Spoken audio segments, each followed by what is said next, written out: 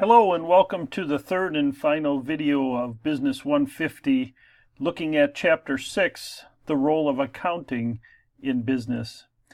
What we've looked at so far was understanding our financial statements. We looked at the income statement, which is what sales and expenses are, and if a profit is made, and again, to reiterate, that is over a period of time. The balance sheet indicates the assets and liabilities and amounts invested by the company, and that's at a specific point in time. The statement of owner's equity details the changes in the equity over a specific period of time, and the statement of cash flow shows how much cash flows in and out of a company at a particular period in time. Income statement, balance sheet, the two key financial statements of a business. Understand what the owner's equity statement and cash flow statement are, but basically understand the purpose of them, not as much in detail as we're going to look at the income and balance sheet.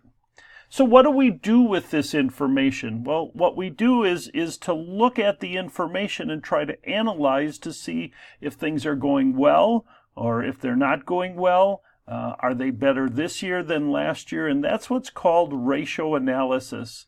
And so we're going to look at a number of ratios here to help managers manage the business.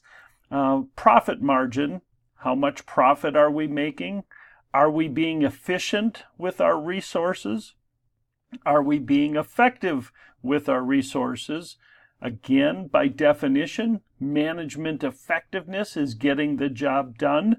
Management efficiency is getting the job done with the fewest resources. And then lastly, what is the financial condition of our company that we are responsible for? So let's look at gross profit margin. So by definition, gross profit margin is gross profit divided by sales. So how do we determine that? Well, if we look at our income statement, okay, again, it's for a period of month, we look at the gross profit, which tells us is $400, divided by sales, in this case of $1,000. And so if we use that formula, we have 400 divided by 1,000, or 40% gross margin. Another way of looking at that is saying that the product that we sell cost 60% of what we sell it for. So if we sell something for $1, it cost us 60 cents to make.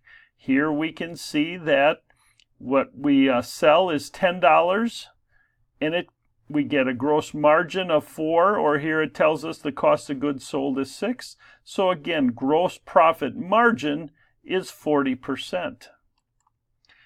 What is the net profit margin? Well, net profit margin is the net profit over sales. And so we use the same income statement we used a moment ago. $100 is our net income. Again, as a reminder, that is what we make after all of the expenses of the company. So $100 net profit over our sales of $1,000 gives us a net profit margin of 10%.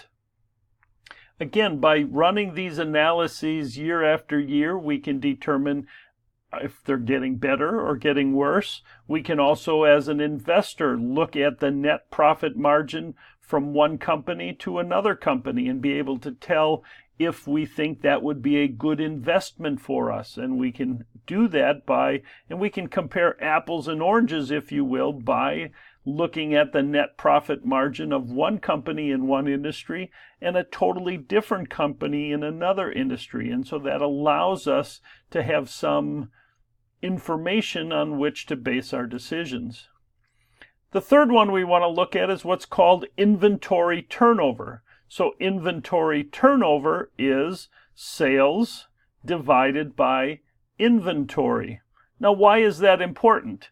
Well, let's say we have inventory of $100 and we have sales of $500.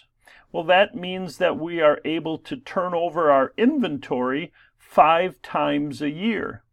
Think of how valuable that is if you are a store owner and you can sell a product, put it back on the shelf, sell it again, put it back on the shelf, sell it again, put it back on the shelf, etc.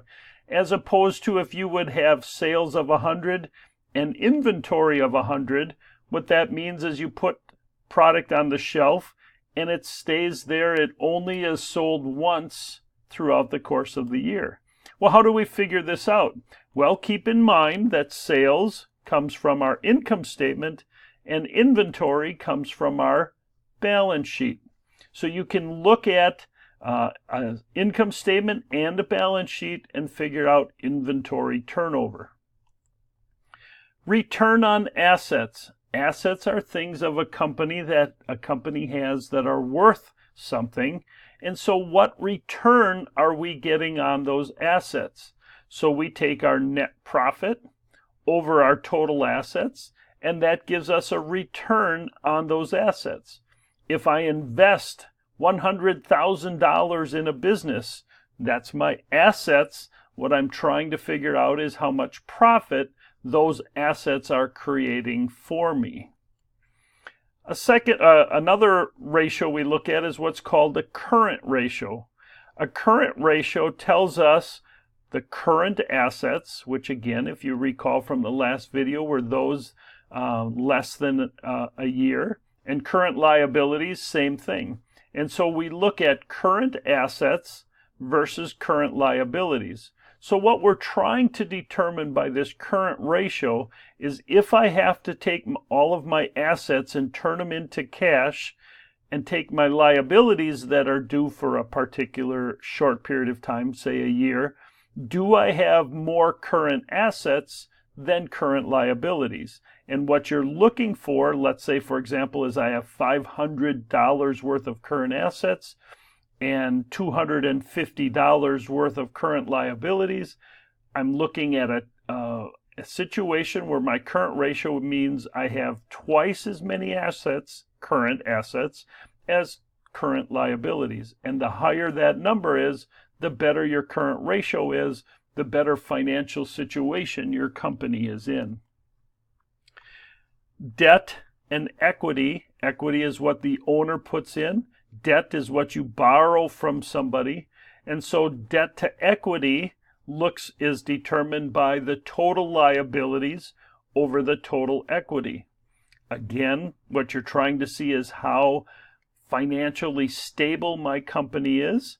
If I have total liabilities of $100 and total equity of $1,000, I have 10 times more equity than I have liabilities.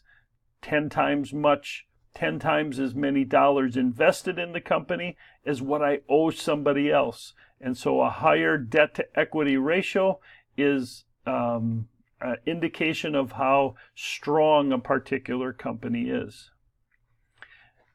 Banks borrow money to companies and they want to make sure that they are going to get repaid. And one way they do that is to monitor what's called the interest coverage. And so the interest coverage is the operating income of a company and the interest expense of a company. So again, if I make $1,000 a year operating income and my interest is $500 a year, what I have is twice as much income as expenses. And so I have a 2 times interest coverage, meaning of all the debt I have and all the interest payments that I have to make. When I look at the income, when I look at my financial statements, I have twice as much income as interest that's due. Maybe it's 3 times or 5 times or 10 times, but again, the higher this number, the more financially stable my company is. So that concludes the third and final video of the role of accounting. We looked at the financial statements, what they're used for, and also then how to analyze a business to see if it's doing well, if it's doing better or worse than last year, or what the financial stability of that company is. Thank you and have a great day.